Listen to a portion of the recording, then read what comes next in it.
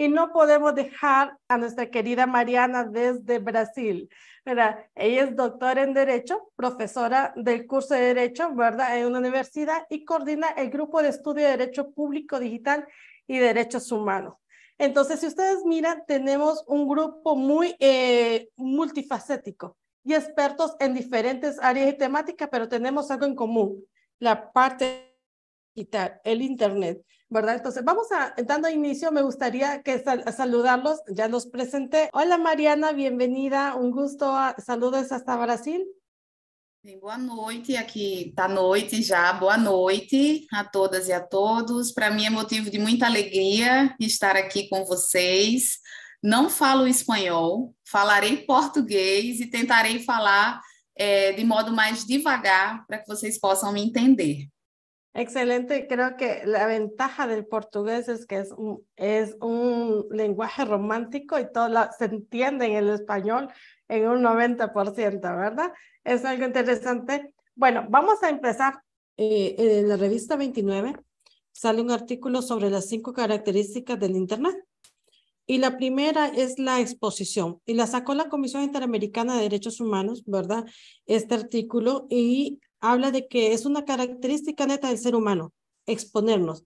O sea, desde antes de que existieran las redes sociales, desde antes que existiera la Internet de manera tan abierta, nuestros abuelos, todos nuestros antepasados en su sala tenían las fotografías de sus nietos, de sus hijos, la que más les gustaban. Tenían muchas, pero elegían la que más les gustaba. Es esa necesidad de exponer lo que más les gustaba, lo que ellos más querían. Hoy en día eso se hace en plataformas de redes sociales, ¿verdad? La mamá publica la foto que más le gusta al niño, toma 10 y escoge una. La abuelita toma la foto de los nietos y publica la que ella desea. Eso sigue, simplemente ha ido cambiando, evolucionando. Relacionado con esto, Mariana, los expertos indican que es necesario garantizar que la inteligencia artificial no exponga más a las personas y a las comunidades violentando sus derechos fundamentales, porque sí, por el ser humano, por sí mismo, se expone de gran manera. Va a un restaurante, toma la fotografía, etiqueta el lugar, la ubicación donde se está exponiendo, pero es una decisión propia y voluntaria. Pero ¿qué ocurre cuando ya no es el ser humano? Cuando es la inteligencia artificial, ¿qué podemos hacer? ¿Nos debemos de preocupar o podemos hacer algo ahora? Bem, com certeza é importante se preocupar com o avanço da inteligência artificial, com a expansão do uso da inteligência artificial e com o modo como a inteligência artificial incrementa a violação dos nossos direitos humanos, dos nossos direitos fundamentais. Eu reuniria aqui alguns aspectos da inteligência artificial que acentuam essa necessidade de nós nos preocuparmos com relação a ela. O primeiro é o modo de funcionamento da tecnologia. A maneira como a inteligência artificial funciona envolve esse potencial de afetação de direitos fundamentais, de direitos humanos. A questão do viés, do bias, também é algo bem preocupante, que já foi mencionado aqui por meus colegas. A demora que nós observamos nos mais variados países, inclusive no meu, em estabelecer uma regulação para a inteligência artificial. Então, nós temos usos cotidianos, aqui no Brasil, por exemplo, de inteligência artificial, tanto no setor público como no setor privado. Ela já está em funcionamento, já coleta os nossos dados, já opera, portanto, porém sem uma regulação. Então, a questão da precaução e da prevenção jurídicas, hoje, é uma questão que está aquém daquilo que poderia. E é necessário mencionar que a inteligência artificial envolve poder, relações de poder, e isso, por si só, chama a atenção da sociedade e do Estado e chama a atenção numa perspectiva de preocupação. Então, se a gente pensa no funcionamento da inteligência artificial, esses algoritmos vão funcionar a partir de dados, aprendizado de máquina e treinamento. Muitos desses dados que vão alimentar os algoritmos de inteligência artificial são dados pessoais, dados dos sujeitos, dos cidadãos. Uma primeira preocupação muito evidente que envolve maior uso da inteligência artificial e direitos humanos diz respeito à proteção de dados pessoais. É muito importante, portanto, desde o desenvolvimento desse software, desde a concepção da ideia de criação de uma inteligência artificial específica, que exista esse cuidado de desenvolver um software que funcione protegendo dados pessoais e respeitando, aqui no caso do meu país, por exemplo, a Lei Geral de Proteção de Dados Pessoais. Além do direito humano à privacidade e à proteção de dados pessoais, a questão do viés, como já foi ressaltada aqui, é muito sensível no âmbito do maior uso de inteligência artificial e desse potencial de lesionar direitos humanos. O uso histórico de inteligência artificial demonstrou que, em algumas situações, existe esse viés, uma tendência de repetir posicionamento e decisão, e essa tendência acaba incrementando discriminações, mais precisamente discriminações de raça e de gênero.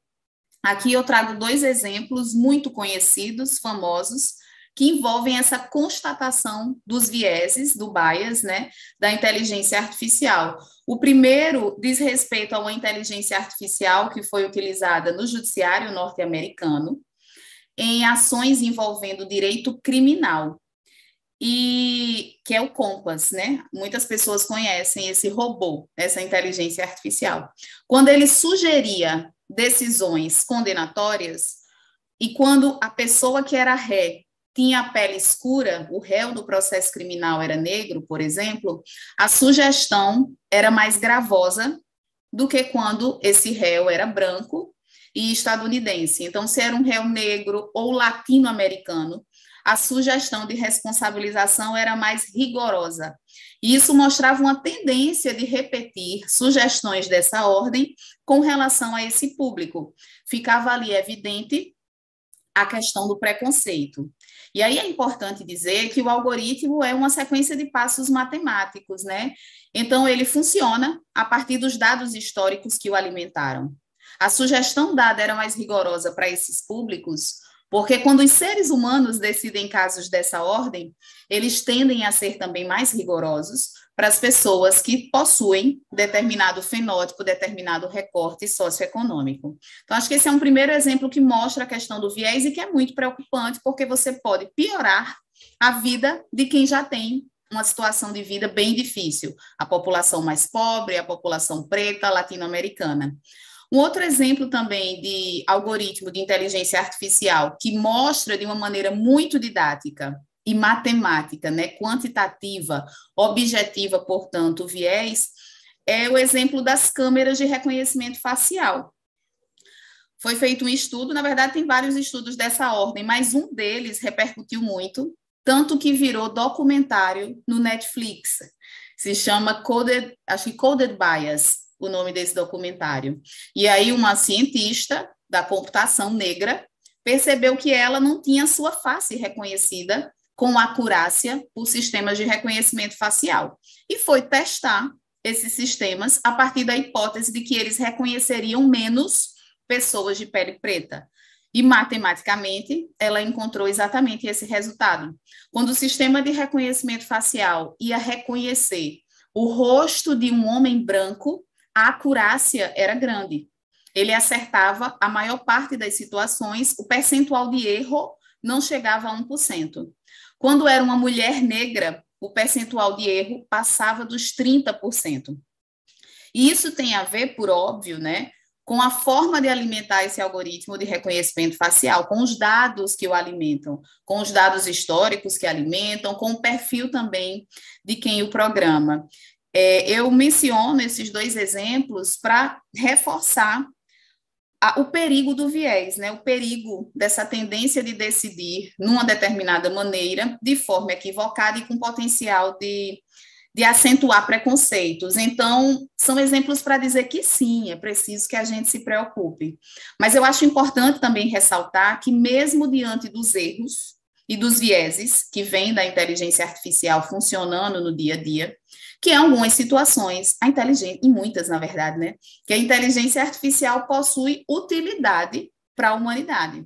Né? Ela é uma tecnologia que tem a possibilidade de nos auxiliar realmente em diversas atividades cotidianas, não só por ser rápida na tomada de decisão, não só pelo potencial de analisar milhares de dados em poucos segundos, mas se você junta essa velocidade e essa habilidade de analisar dados com algumas demandas, por exemplo, a necessidade de pesquisar para criar vacina, para descobrir uma cura de doença, para facilitar processos, a gente começa a enxergar que ela é útil.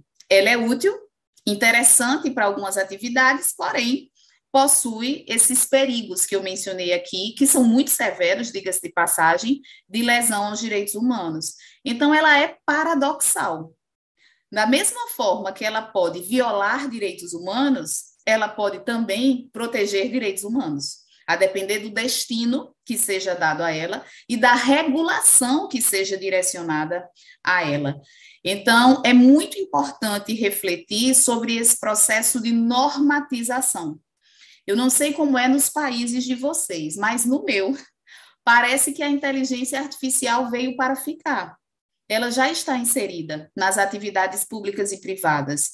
Então, a nossa discussão agora é uma discussão muito voltada para regular, para dizer como ela poderá ser utilizada, em que contexto, de que forma, e para estabelecer uma fronteira de proteção desses direitos fundamentais e dos direitos humanos. Então, é como se fosse assim, a gente pode utilizar, porém, só até aqui. A fronteira negociada é só até aqui, porque passando já violaria direitos humanos e direitos fundamentais. Então, o que é que a gente pode fazer? Né? A pergunta foi feita também nesse sentido.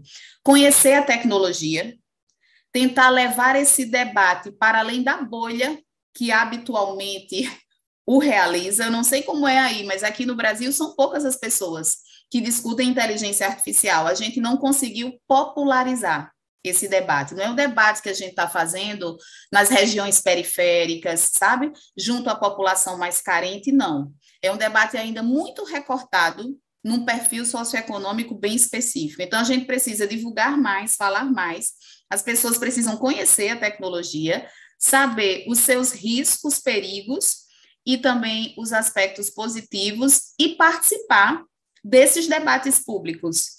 A gente agora aqui está numa fase de buscar legislar sobre o nosso marco regulatório de IA. Então, as pessoas precisam participar para que possam opinar sobre de que forma aceitam, em que tipo de atividade, especialmente considerando o potencial de substituição de mão de obra humana e de geração de muito desemprego, né? Então, acho que esse é um debate público relevante e o que a gente pode fazer é participar do debate público de forma qualitativa, entendendo do que se trata. Acho que é isso. Ok, excelente. 193 miembros de la UNESCO en el 2021 aprobaron el primer marco ético sobre la inteligencia artificial. En este marco se definieron varios valores, principios comunes que deben de garantizar el desarrollo saludable de la tecnología. Mariana, en este documento, en este marco, indica que los estados deben elaborar estrategias de gobernanza de datos que garantice la evaluación continua de la calidad de estos datos, ¿verdad? Que son utilizados por la inteligencia artificial. ¿Crees que hemos tenido algún avance en los estados miembros de los que fuimos parte de este primer marco? Olha, essa pergunta, para mim, ela é bem complexa.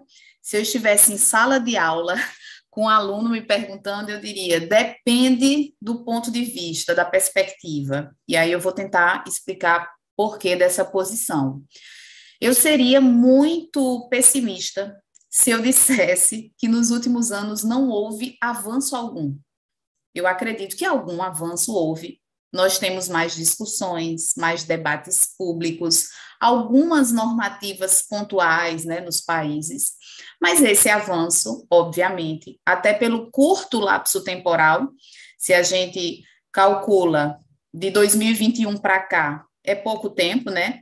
E um tempo, inclusive, que foi afetado pela pandemia. Então, as decisões públicas convergiram muito para olhar para a questão da Covid e da pandemia. Discussões que poderiam ter acontecido ficaram, né, suspensas. Então, algum avanço aconteceu, mas o lapso temporal de 2021 para cá é muito pequeno para que a gente tenha avanços substanciais, especialmente considerando o tema da regulação. E eu digo isso porque o direito, ele tem um tempo de produção de lei, que é um tempo muitas vezes mais lento do que aquele da transformação tecnológica. Né? Se a gente pensa o devido processo legal, do process of law, por exemplo, são séculos de discussão, desde a Magna Carta Libertarum até aqui, a respeito do que ele significa. Parece que antes, quando o mundo era analógico, a gente tinha muito tempo para discutir o significado das coisas, até onde aquele direito vai, qual o seu conteúdo. E na era da tecnologia computacional, desse recorte tecnológico especificamente, a velocidade da tecnologia, da inovação, de uso, é muito diferente da velocidade tradicional do poder legislativo e de produção do direito. E aí, por isso que eu disse que a pergunta é complexa, porque algum avanço aconteceu, mas talvez não aquele desejado por quem defende direitos humanos, né? Por exemplo, essa questão de uma avaliação contínua da governança de dados. No meu país, por exemplo, eu não enxergo que isso aconteça de modo recorrente e contínuo.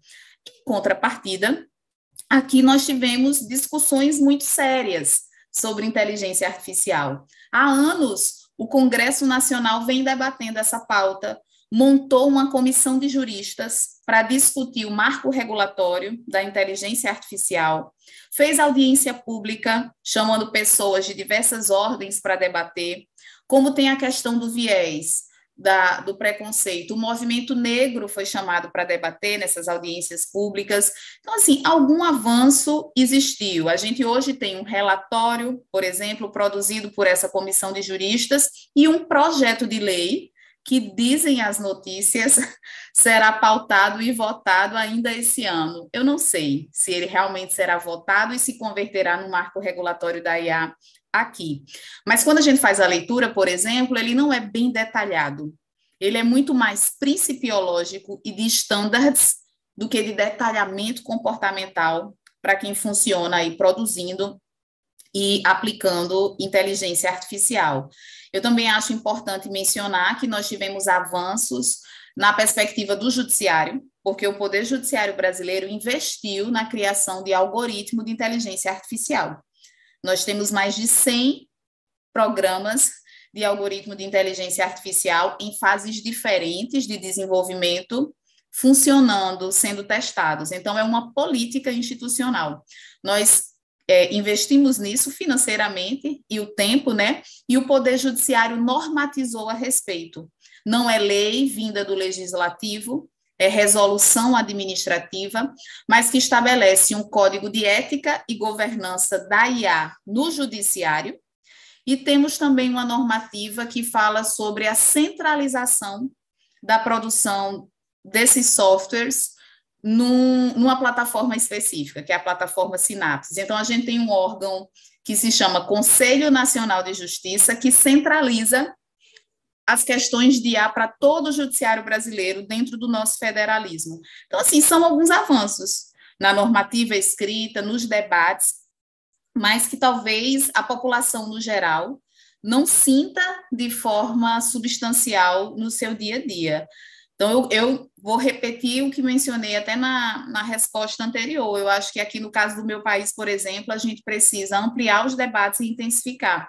Eu estudo IA porque trabalho com isso, pesquiso isso, mas os meus colegas advogados que trabalham com outros temas não têm conhecimento desse software. Às vezes vão para o judiciário sem saber que o judiciário faz uso disso, né? Eu acho que o ChatGPT, aqui no caso do meu país, popularizou o tema.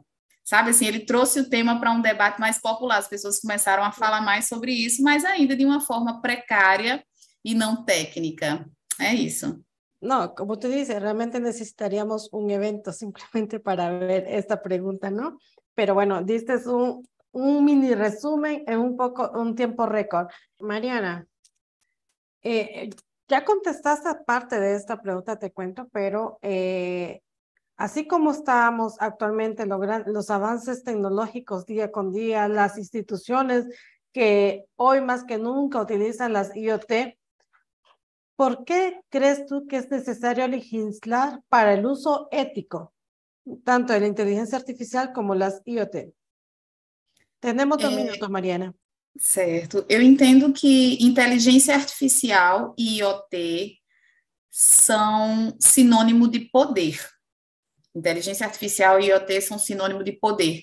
E se a gente pensa numa perspectiva democrática, no Estado democrático de direito, o Estado constitucional democrático, nessa perspectiva, todo poder tende a ser regulado. E tende a ser regulado para evitar que quem domina essa produção, quem domina essa tecnologia, e, por óbvio, concentrará junto de si uma quantidade imensa de dados, né? A necessidade de regulação vem para evitar que quem domina a tecnologia e os dados possa dominar de forma subalternizante pessoas. Então, a necessidade de regular é para controlar a concentração de poder junto a quem empreende, produz esse software, essa tecnologia, tanto de IoT como de inteligência artificial, evitando desequilíbrio, incremento à discriminação, para proteger privacidade, soberania de países que não são países intensamente produtores dessas tecnologias. Eu fico pensando sempre na questão do interesse público também, é uma forma de preservar o interesse público diante desse mercado. A própria questão dos danos ambientais também, a gente fala sobre esses recursos tecnológicos como recursos que podem ser utilizados para proteger meio ambiente, e aqui no Brasil a gente até tem o uso de recurso tecnológico com esse objetivo de vigiar a fronteira de floresta, de proteger povos indígenas no que tange a desmatamento irregular.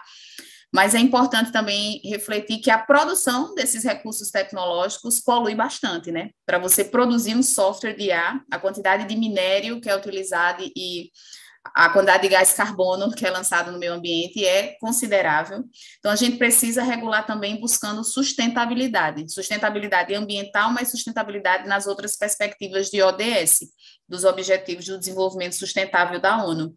Então, em síntese, para não me alongar e não ultrapassar o tempo que me foi dado, eu entendo que é importante regular a partir de um recorte ético para evitar a concentração abusiva de poder junto a quem domina a produção dessas tecnologias e que, por isso, concentrará uma imensa quantidade de dados pessoais e dados de outras ordens, para evitar o uso abusivo, protegendo conquistas civilizatórias, né?